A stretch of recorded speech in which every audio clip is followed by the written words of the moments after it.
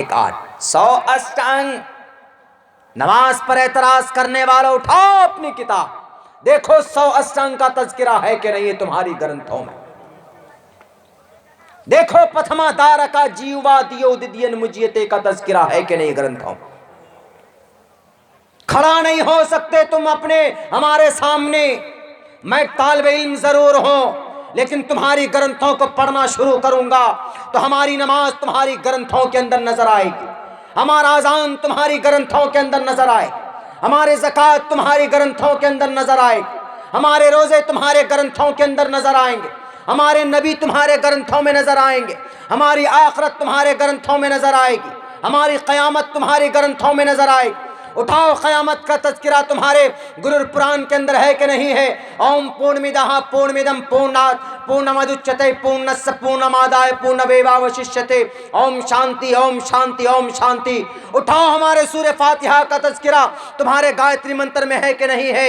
ओम भूर्भुवस्सुवः तत्सवितुर्वरेण्यं भर्गो दिवस्य धीमहि धियो यो नः प्रचोदयात्। उठाओ आखिरत का तज़किरा, मरने के बाद दोबारा जिंदा होने का अकीदा हम रखते हैं तो तुम्हारे ग्रंथों के अंदर है कि नहीं है।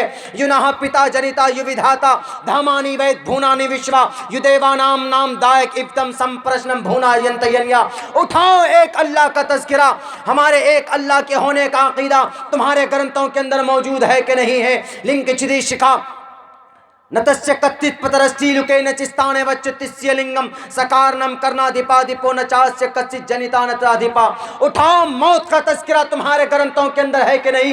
अविक्तम वित्ति मापन्यम मन्यन्ति माम बुद्धमा परम भाव मजानंतो ममाव्यमानुत्तमम। उठाओ एक अल्लाह की इबादत का तज़किरा जो बिना किसी अंग के बने हुए हैं तुम्हारे ग्रंथों के अंदर मौजूद है कि नहीं। न देवा मुरच्छलामिया, अगर ना हो तो मुझे कहना, दुनिया के अंदर कितना बड़ा पढ़ा लिखा आ जाए मैं साबित करूंगा अपने कुरान से भी और बाइबल से भी और वेदों से भी कि वी आर कंप्लीटली मुस्लिम। हम अल्लाह और ईश्वर के नजदीक सबसे बेहतर और कंप्लीट अगर कोई इंसान है, सबसे बेहतर और कंप्लीट अगर कोई मनुष्य है तो वह इस धरती का मुसलमान है। क्यों? क्योंकि वह ईश्वर के फरमान के मुताबिक अपनी जिंदगी गुजारता है। मेरे भाइयों, बातें तो बहुत सारी होती है, ये बातें उन तक पहुंचनी चाहिए और ये वक्त ऐसा है हमारे और आपके लिए बड़ा चैलेंजिंग वक्त है। चारों तरफ से आपको अपने लोग भी बेवकूफ़ बनाते हैं, अपने लोग भी बेवकूफ़ बनाते हैं कभी कभी हम लोगों को। हमें बेवकूफ़ नहीं बनना है।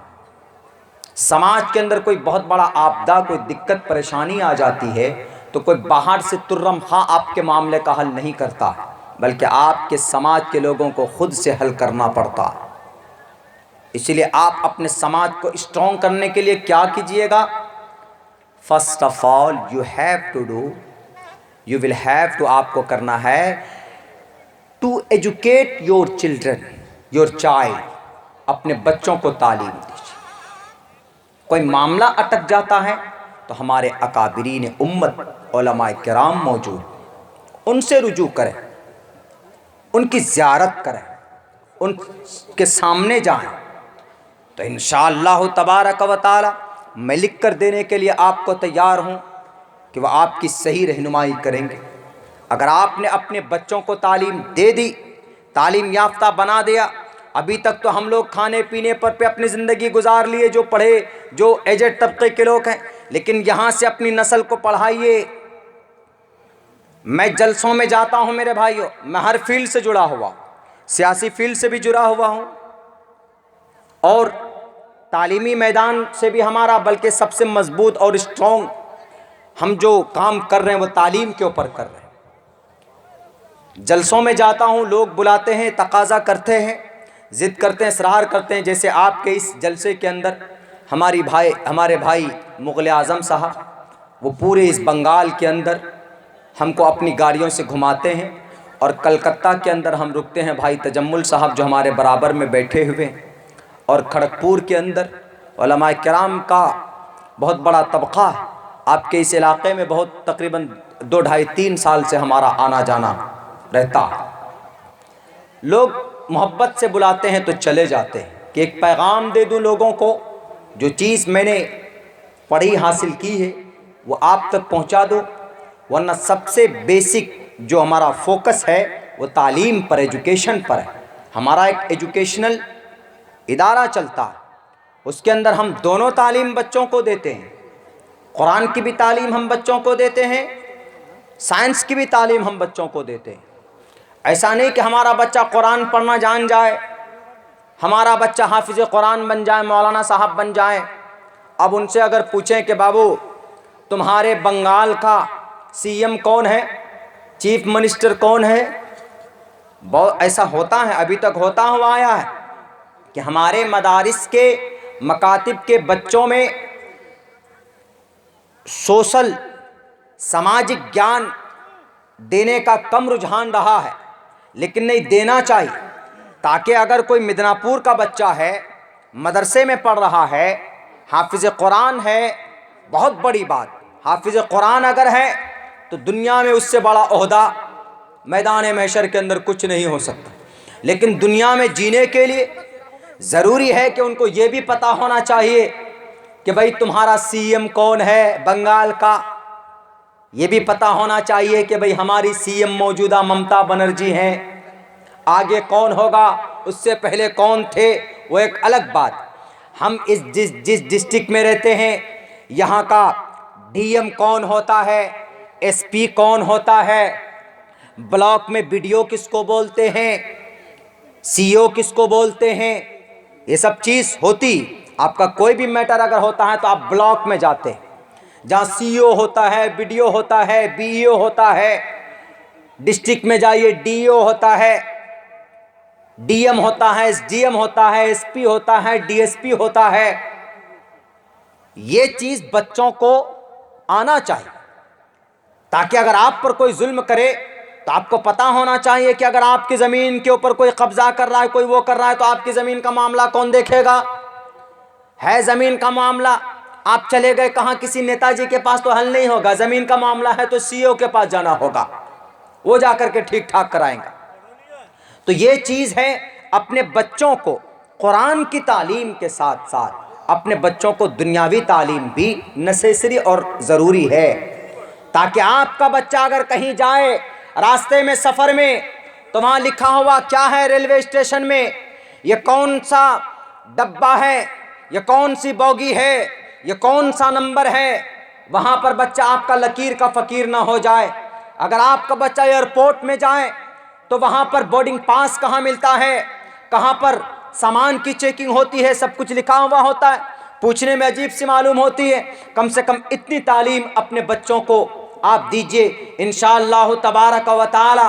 अगर आपने इतना काम किया तो आप मर कर चले जाएंगे, लेकिन आपके बच्चे को दुनिया के अंदर कभी भी तकलीफ़ का सामना नहीं करना होगा। मेरे भाइयों, मैं जानता हूँ तकलीफ़ होती है समाज के अंदर उन्हीं लोगों को जो लोग पढ़े लिखे नहीं होते, तकलीफ़ होती है समाज के अंदर उन्हीं लोगों को जो लोग अंगूठा छाप होते हैं। बड़ी दिक्कत होती होगी आप लोगों को जो लोग इस दहलीज पर हैं, इस मरहले से अभी गुजर रहे हैं। इसलिए अहद कीजिए, 2 काम अगर आपने कर लिया, एक काम तालीम का अगर आपने कर लिया और दूसरा काम यूनिटी और आपने इत्तिहाद बना लिया, तो मैं आपको दावे के साथ कह सकता हूँ आने वाली 25-30 साल के बाद जो नस्ल है, इंशाअल्लाह यही नस्ल आपके समाज को तरक्की के दहलीज पर देखेगी। इसलिए कि एजुकेशन, तालीम का मकसद ही वही है। The primary aim of education is to prepare and to qualify, तैयार होना अपने समाज, डेवलपमेंट, कल्चरल सोसाइटी, अपने सोसाइटी को, अपने इलाके को, गांव को ऊपर करने के लिए। अगर आपका बच्चा कोई पुलिस में चला जाएगा तो समाज का नाम होगा। अगर आपका कोई बच्चा ब्लॉक में जॉब में चला गया तो आपके गांव का नाम होगा। नाम के साथ साथ में एक हिम्मत मिलेगी कि मेरे गांव का एक बच्चा पुलिस में है, मेरे गांव का एक बच्चा सरकारी सर्विस में है, मेरे गांव का एक बच्चा सिविल सर्विस में है, मेरे गांव का एक बच्चा। गर्व कर रहे हैं ना।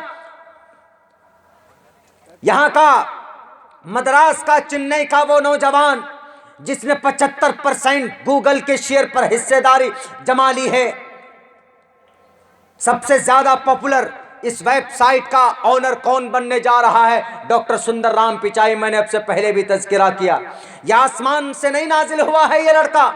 अरे आप किसी खड़गपुर से IIT हासिल किया, इसी खड़गपुर से, यहीं से पढ़कर गया है वो लड़का।